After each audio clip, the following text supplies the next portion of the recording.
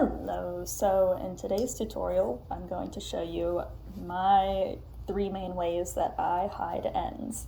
So the first one is to hide your starting or where you've done like an add-in for fresh thread or something like that.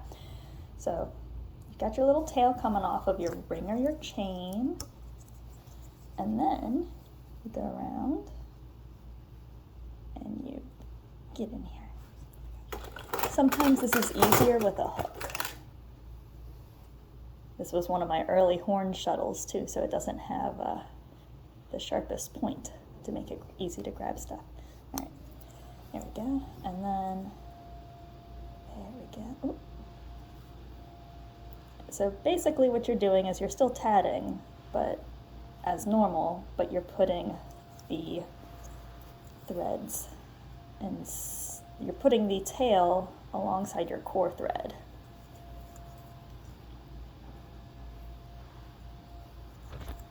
And the more of these you do, the happier it'll be and go along with it. And then I usually do up until I have to do a picot, and then I trim the excess off like that. And then, boop, boop.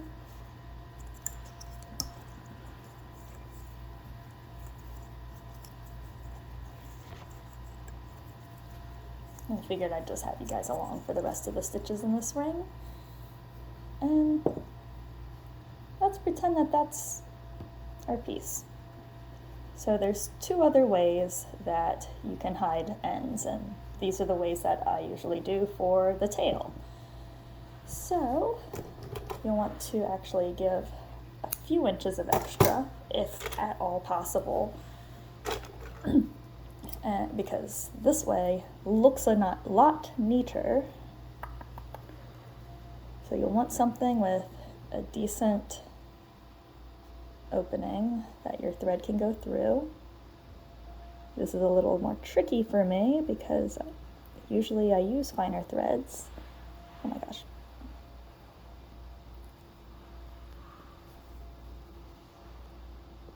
Come on, go through.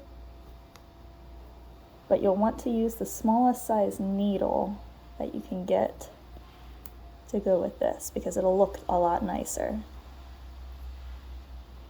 And if you have foresight, actually, oh my gosh. If you have foresight, you'll start your last like chain or you'll start your last ring with looser holes. Oh my gosh, hold on. There we go. You'll start your last ring with looser double stitches, but because I was showing you how to hide the end on this anyway, I didn't make it a little looser. But basically, you're going to want to go into the start of that ring.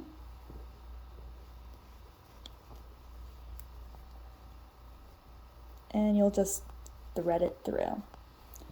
That said, I'm not going to do that because I want to show you my other method. And this is the technique that I do when I am actually playing yarn or thread chicken. So what I do is I actually sew it through. And sometimes you have to, if you're playing thread chicken and you have hardly anything left, you'll end up, what do you call it?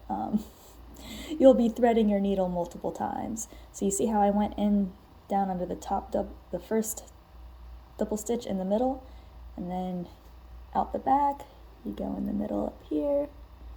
And with threads that change colors, especially as wildly as this, not just like, you know, a two-toned gradient, or a solid color, then it's going to be more visible, as you can see based off of this. Oh, can I focus? Oh wow, it jumped.